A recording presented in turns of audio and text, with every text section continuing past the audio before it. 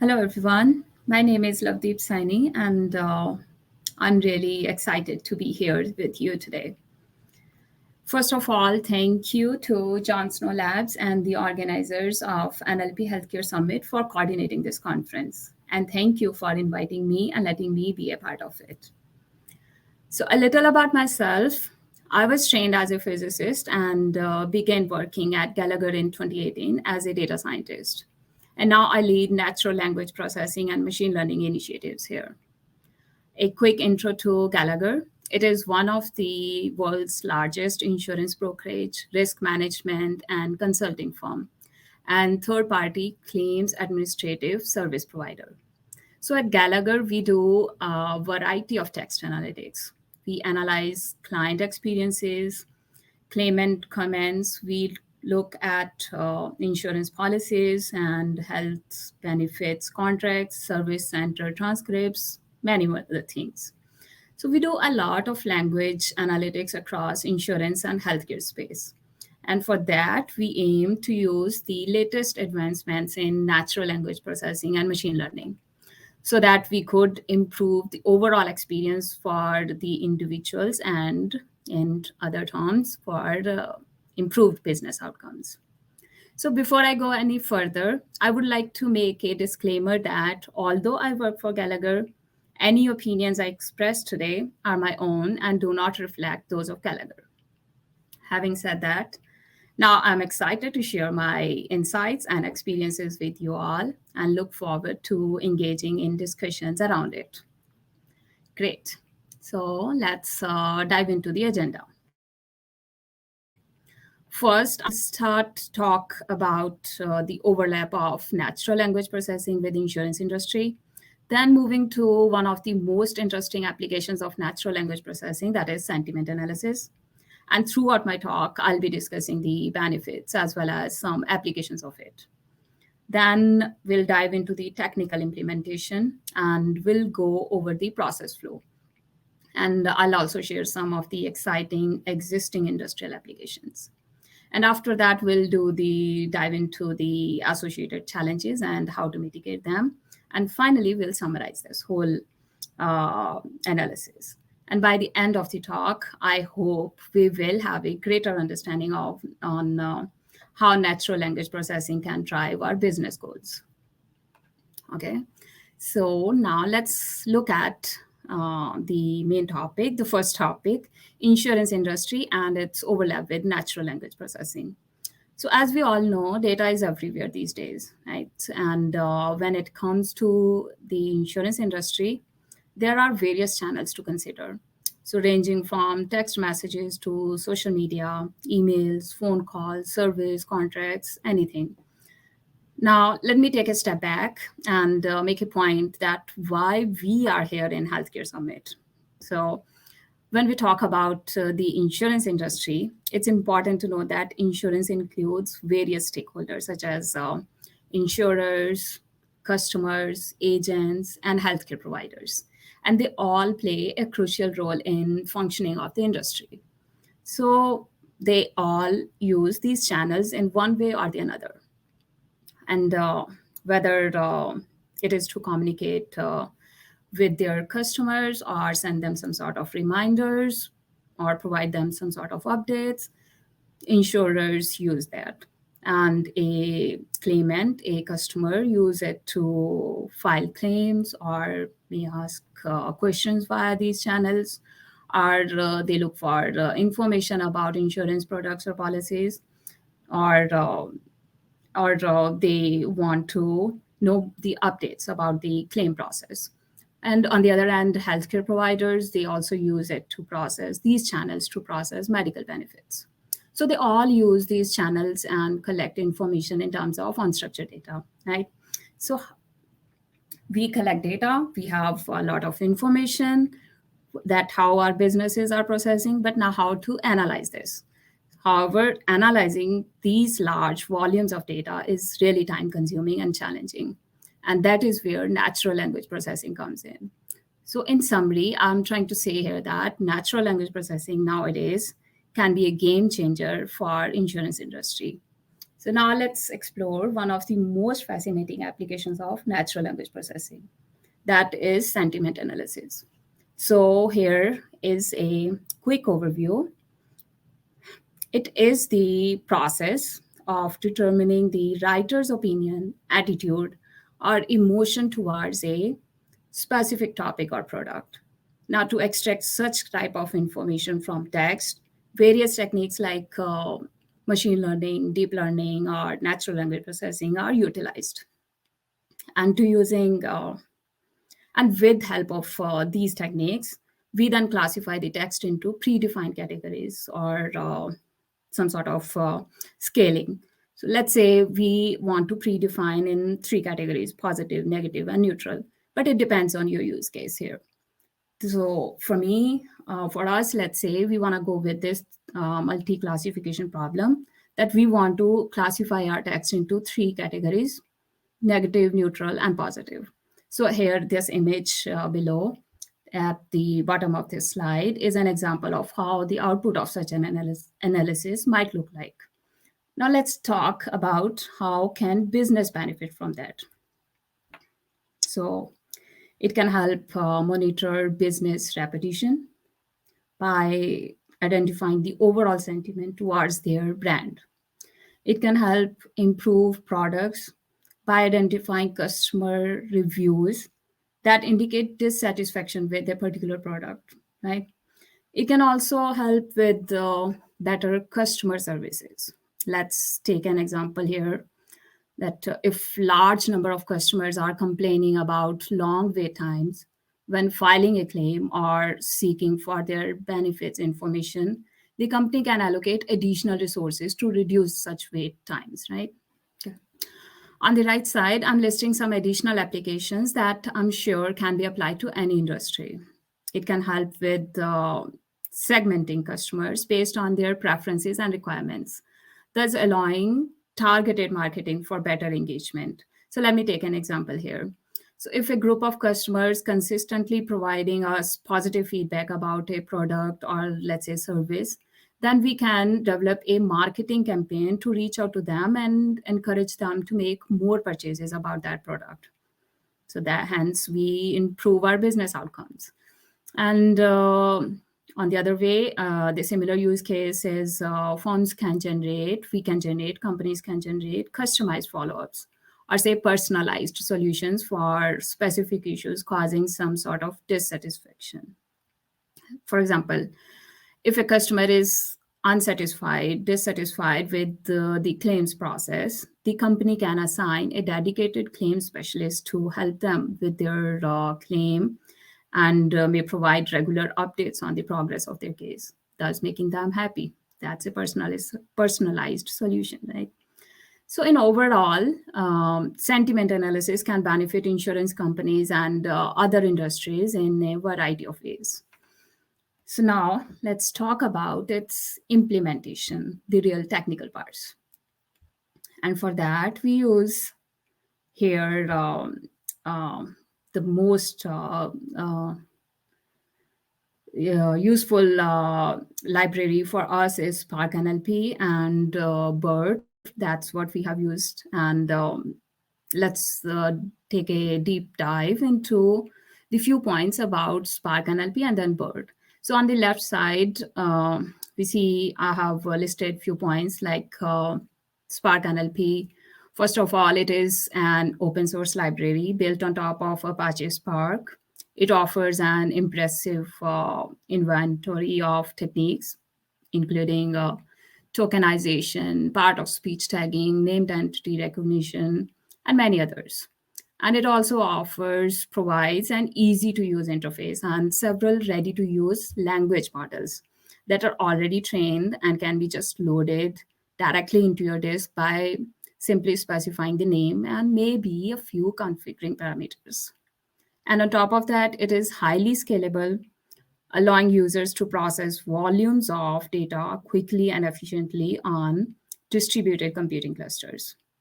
Additionally, it provides access to several state-of-art language models like GPT-2, BERT, T5, etc.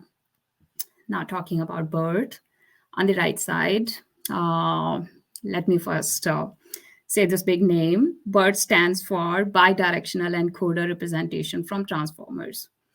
That is a long name, and it is a pre-trained language model. We all know about that, and it's developed by Google. It has been trained on a large corpus of text data using unsupervised learning techniques and can be fine-tuned for various NLP tasks.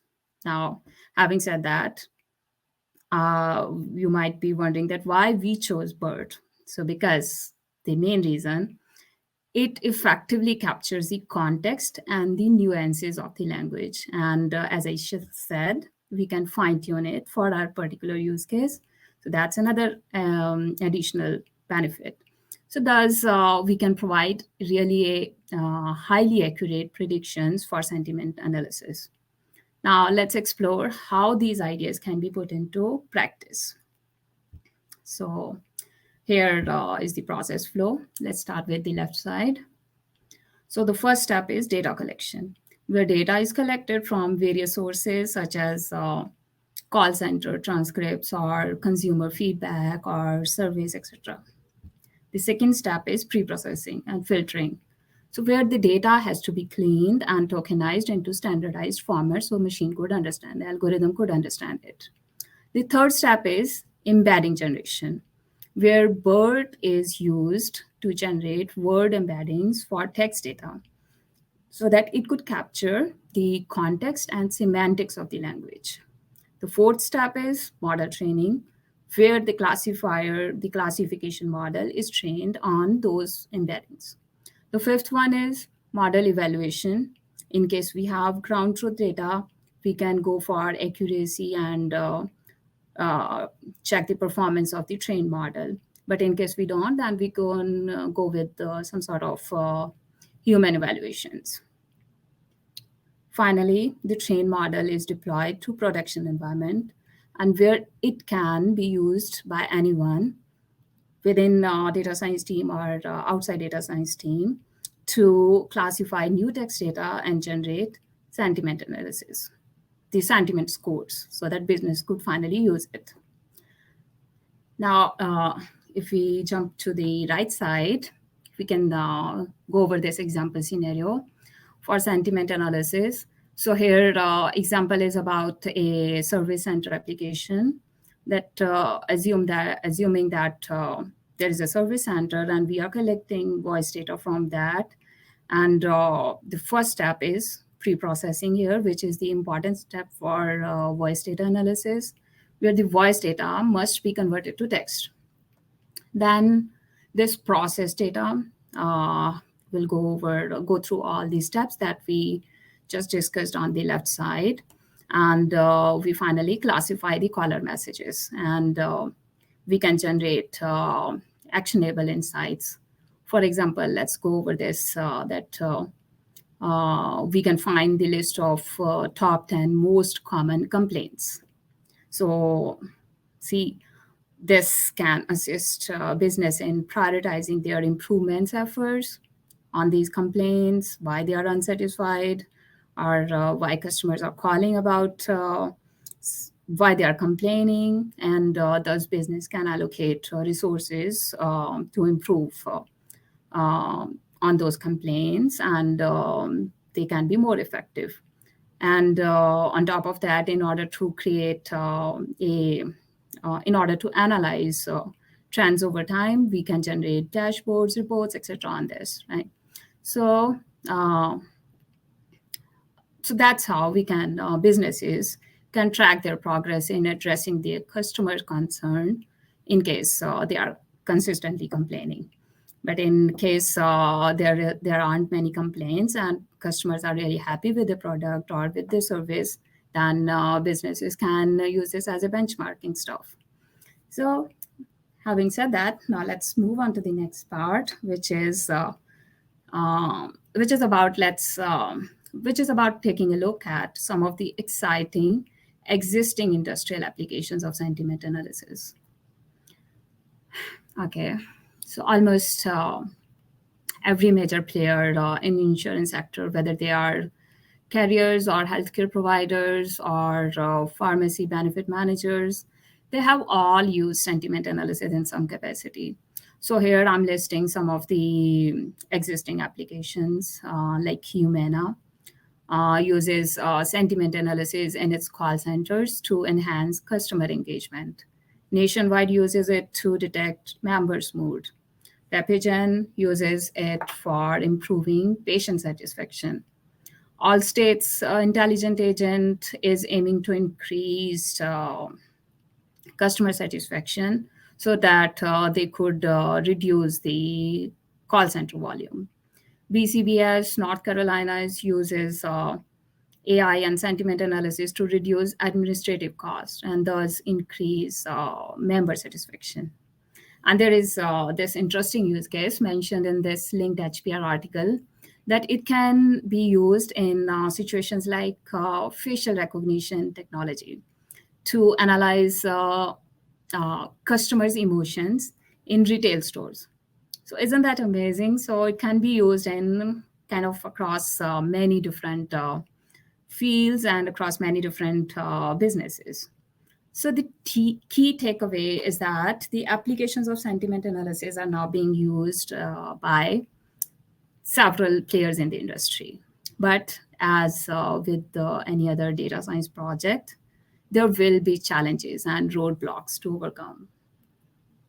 So here, next section in this slide onwards, we'll discuss some of the common challenges that we may face and explore some of these strategies we can use to mitigate these challenges. So, first, imbalanced data, that can be a challenge. We all know that, where the collected data may have a large number of positive claims compared to the negative claims, and that leads to the bias in the model. So such kind of models, they perform poorly on the minority class. But we can definitely mitigate this by using techniques like oversampling, undersampling, or we may use some sort of weighted loss functions. And similarly, there's another issue, which is incomplete data, which happens when insurance claims do not contain all the relevant information required to make accurate predictions. To address this kind of challenge, we can extract additional information from available data using techniques such as data augmentation or feature engineering. I would advise using Python module. Name is like IMBlearn for such tasks, and it has been really helpful for us here.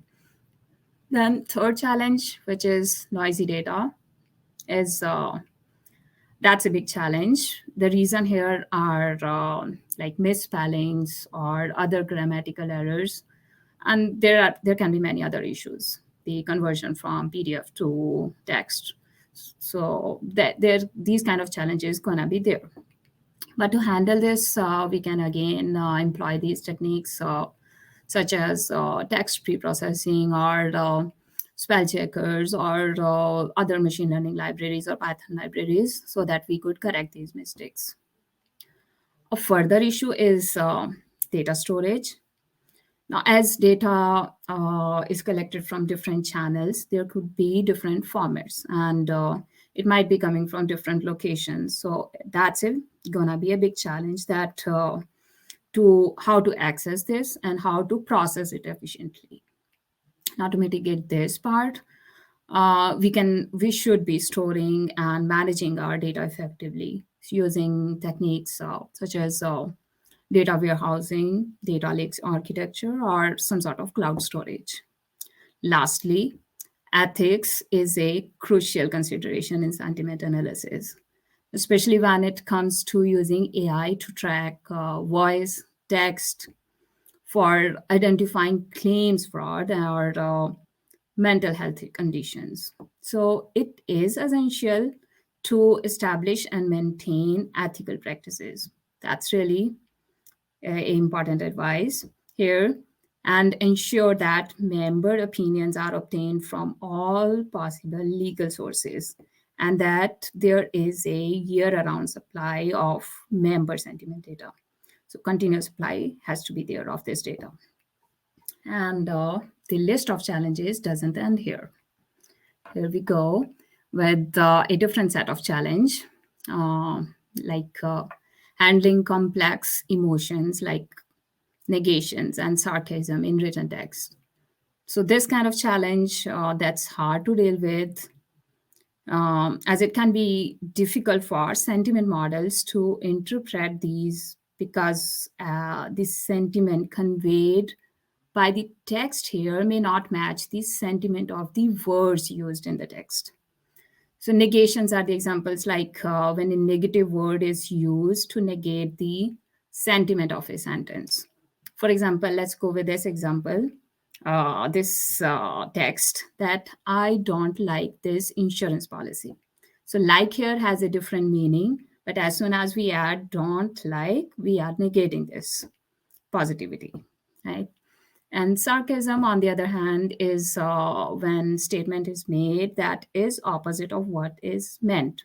For example, this sentence that says, "Great, now my premiums have gone up again." So it's the words here are positive, but we can clearly see that it's sarcasm. Now, to address this challenge or these kind of challenges, we can employ several different techniques. Let's talk about negation handling. So, one approach is to modify the text by adding the word not or other negation words to the sentiment bearing words in the sentence. This approach can help the model to recognize the negation, and we can adjust the sentiment accordingly.